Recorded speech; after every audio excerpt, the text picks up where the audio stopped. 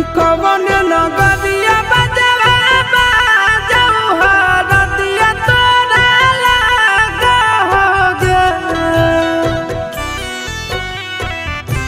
कवन नगरिया बजवा बाजऊ हरदिया तोरा लागोगे, हरदिया तोरा लागोगे।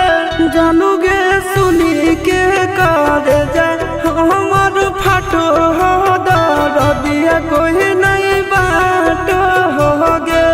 जानूगे सुनी के कर जा हमर फाटो हो दरदिया कोई नहीं बाटो होगे। पूर्व नगरिया बजवा बाजऊ हरदिया हमारा लागो, हरदिया हमारा लागो रे। सोना रे घरवा के लोग बही मनामा मड़वा बैठी डाटो रे। सोना रे घरवा के लोग बही मनामा मड़वा बैठी डाटो रे।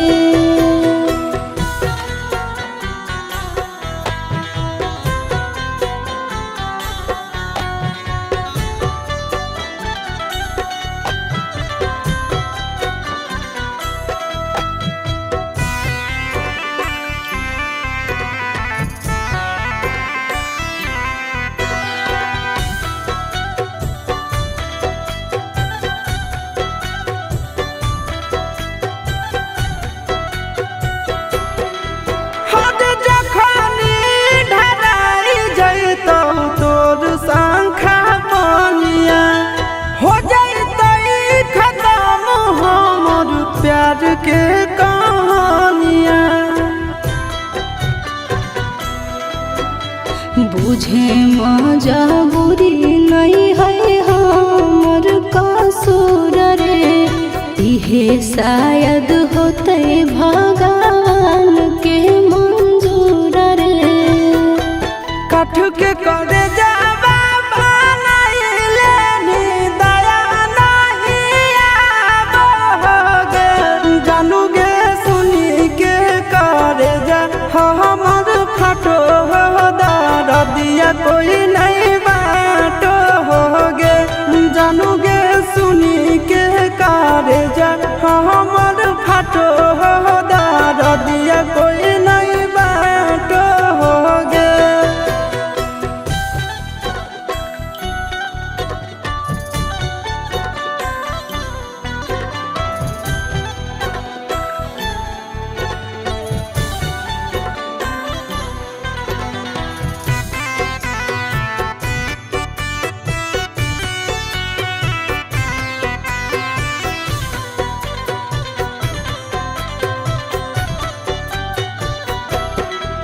आगे तोरे नाम धड़को है दिल के धड़कनवा।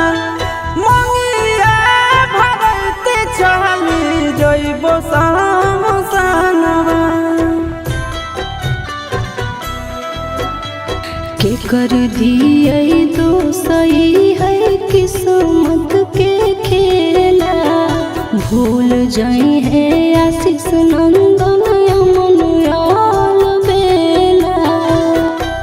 तोरा बिना हमरो कुछ न भावो हो, दुख नहीं सहावो रे।